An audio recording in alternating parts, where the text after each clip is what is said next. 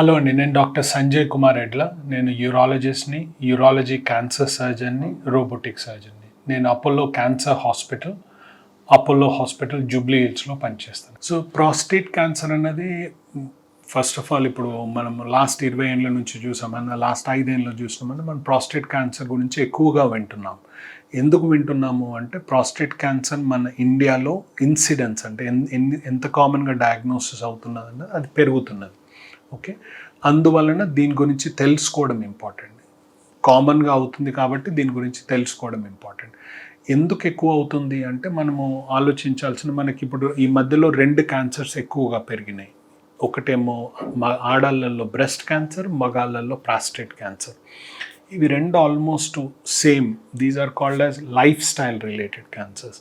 అంటే మనం ఏమి తింటున్నాము, ఏమి తాగుతున్నాము, ఏం బ్రీత్ చేస్తున్నాము, మన లైఫ్ స్టైల్ ఎట్లా, ఇవన్నీ కలిపి క్యాన్సర్ రిస్క్ ఎక్కువయ్యి కాజ్ చేసే క్యాన్సర్ ఆడాళ్ళల్లో బ్రెస్ట్ క్యాన్సర్, మగాళ్ళల్లో వచ్చేసి prostate cancer.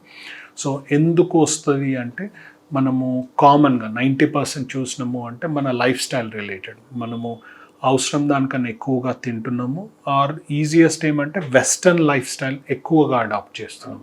Western life style అంటే ఏమి అంటే ప్రాసెస్డ్ ఫుడ్ అన్నది ఎక్కువ తింటున్నాము. అంటే ఇప్పుడు మనం నాన్ వెజ్ స్ట్రైట్ ఫార్వర్డ్ చికెన్ని తినకుండా దాన్ని బర్గర్ చేస్తున్నాము. బర్గర్ కూడా అది ఎప్పటి నుంచో చేసి దాన్ని రీహీట్ చేసి రీఫ్రై చేసి అవన్నీ చేస్తున్నాం కాబట్టి సో ఎక్స్ట్రీమ్లీ ప్రాసెస్డ్ ఫుడ్ ఎక్కువ, రిఫైన్డ్ షుగర్స్ ఎక్కువ, హై క్యాలరీ ఇంటేక్ ఎక్కువ, ఇవన్నీ మళ్ళీ నాన్ వెజిటేరియన్ ఫుడ్ ఎక్కువ, మళ్ళీ రీప్రాసెస్డ్ ఫుడ్ ఎక్కువ. కాబట్టి ఇవన్నీ వెస్టర్న్ లైఫ్ స్టైల్కి రిలేటెడ్ హ్యాబిట్స్.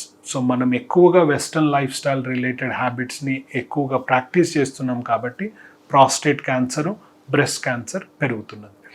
సో ఇప్పుడు అందరం అంటాం జెనెటిక్ వస్తుందా, ఇంట్లో ఫ్యామిలీలో రన్ అవుతుందా అంటే actually genetic basis for cancer is small, less than 10%. So prostate cancer రాకుండా చూడొచ్చా అంటే ఇప్పుడు మనం లాస్ట్ 20 ఏళ్ళ నుంచి ఇప్పటికి చూసినామంటే ప్రాస్టేట్ క్యాన్సర్ ఇన్సిడెన్స్ డబుల్ అయింది. ఎందుకు డబుల్ అయింది అంటే మన లైఫ్ స్టైల్ చేంజ్ అయింది కాబట్టి. సో ఇప్పుడు రాకుండా కాపాడొచ్చా అంటే మన లైఫ్ స్టైల్ని చేంజ్ చేసుకోవచ్చు, కొన్ని మందులు కూడా ఉన్నాయి. ఇప్పుడు లైఫ్ స్టైల్లో ఏం చేంజ్ చేయొచ్చు అంటే మనకు యాక్చువల్లీ తెలుసు. ఇప్పుడు 20 ఏళ్ళ కింద ఏం చేసేవాళ్ళము, ఇప్పుడు ఏం చేస్తలేమో అవి చేయాలి. ఎక్కువగా ఆకుకూరలు ఎక్కువగా తినడము, అవసరం ఉన్నంత తినడము, సో దట్ మనం అంత లావుగా లేకుండా చూసుకోవడం బెటరు. మూడోది వచ్చేసి ప్రాసెస్డ్ ఫుడ్ కాకుండా ఫ్రెష్ ఫుడ్ తినడం బెటరు. ఫ్రెష్లీ ప్రిపేర్డ్ ఫుడ్ కూడా తినడం బెటరు. మళ్ళీ ఎక్కువగా నాన్ వెజిటేరియన్ బేస్డ్ ఫుడ్ కాకుండా వెజిటేరియన్ బేస్డ్ ఫుడ్ తినడం బెటరు. టొమాటోస్ ఎక్కువగా తినడం better. Okay, and less processed food. అంటే మొత్తం మీ బర్గర్లు తినొద్దా అంటే రోజు తినకుండా అప్పుడప్పుడు తినడం బెటర్. ఓకే, సో ఇవి నార్మల్గా లైఫ్ స్టైల్. అది కాకుండా ఏమి అంటే ఒబిసిటీ ఉన్నారు, మీరు లావుగా ఉన్నారు, ఆల్మోస్ట్ ప్రతి ఇంచు మీ బెల్ట్ సైజ్ పెరుగుతున్నది అంటే మీ ప్రాస్టేట్ క్యాన్సర్ రిస్క్ పెరుగుతున్నది. సో ఎలా పెరుగుతూ అంటే మీ బెల్ట్ సైజ్ ఎంత తక్కువ ఉంటే అంత తక్కువ risk prostate cancer. So prostate cancer as such preventable అంటే మనకు వచ్చే ఛాన్సెస్ని తగ్గించవచ్చు. జెనెటిక్ ఉంటుంది కానీ చాలా 10%, మిగతా అంత వచ్చేసి లైఫ్ స్టైల్. లాస్ట్ వన్ అన్నాను మందులు కూడా ఇవ్వచ్చు అన్నాను. సో ప్రాస్టేట్ క్యాన్సర్ వచ్చేసి టెస్టోస్టిరోన్ మీద డిపెండెంట్ ఉంటుంది. అంటే బాడీలో ఉన్న మగాళ్ళలో అందరూ ఉండేది టెస్టోస్టిరోన్. సో టెస్టోస్టిరోన్ని మనము నార్మల్ టెస్టోస్టిరోన్ నుంచి నార్మల్గా పనిచేయడానికి దాన్ని డైహైడ్రో టెస్టోస్టిరోన్కి కన్వర్ట్ అవుతుంది. సో డైహైడ్రో టెస్టోస్టిరోన్ మనం ఏదైతే ఆ కన్వర్షన్ని ఆపినామో అంటే ప్రాస్టేట్ క్యాన్సర్ని కూడా తగ్గించవచ్చు. సో ఈ మెడికేషన్ వచ్చేసి 2 టాబ్లెట్లు ఉంటాయి, ఫినస్టరైడ్ ఉంటుంది, డ్యూటాస్టరైడ్ ఉంటుంది. సో ఇవి చాలా లార్జ్ స్టడీస్ చేశారు. అంటే హాఫ్ పేషెంట్స్కి ఈ మందులు ఇచ్చారు, సగం మందికి ఇవ్వలేదు. దాంతో ఏమైంది అంటే ప్రాస్టేట్ క్యాన్సర్ రిస్క్ అన్నది ఆల్మోస్ట్ 25% తగ్గింది.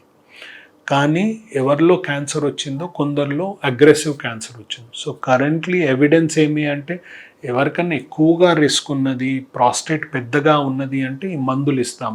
ఏది ప్రాస్టేట్ సైజ్ చిన్నది చేయడానికి, ప్రాస్టేట్ క్యాన్సర్ రాకుండా చూడడానికి. కానీ జనరల్ పబ్లిక్కి ఈ మందులు ఎందుకు ఇవ్వము అంటే మన overall risk of prostate cancer అంతగానం లేదు కాబట్టి దాన్ని ప్రివెంట్ చేయడానికి మళ్ళీ ఎందుకు అంటే ఈ మెడికేషన్ ఫినస్ట్రైడ్ డ్యూటెస్ట్రైడ్తో ఏమవుతుంది అంటే ఆల్మోస్ట్ 20% ఆఫ్ ద జనాలకి సెక్షువల్ ప్రాబ్లమ్స్ వస్తాయి, అంటే ఇరెక్షన్తో ప్రాబ్లం వస్తుంది. సో మనకు అది ప్రాస్టేట్ క్యాన్సర్ ప్రివెంట్ చేస్తుందా లేదా అన్నది రెండో క్వశ్చన్, కానీ సెక్షువల్ ప్రాబ్లమ్స్ డెఫినెట్గా చేస్తుంది. సో అందువలన అందరు పేషెంట్స్కి మందులు ఇవ్వము. ఎవరికైనా పెద్దగా ఉంది, స్ట్రాంగ్ ఫ్యామిలీ హిస్టరీ ఉంది, అలా లేకపోతే క్యాన్సర్ వస్తే ప్రాబ్లం అవుతాయన్న వాళ్ళకి మెడికేషన్ ఇస్తాం. మనము ఏం చేయగలము అంటే మన లైఫ్ స్టైల్ని చూసుకోవడం, మనం ఏం తింటున్నాము, ఏం తాగుతున్నాము అని కరెక్ట్గా చూసుకున్నాము అంటే ప్రాస్టేట్ క్యాన్సర్ రాదు అని చెప్పలేను, కానీ వచ్చే ఛాన్సెస్ తగ్గించుకోవచ్చండి. Thank you.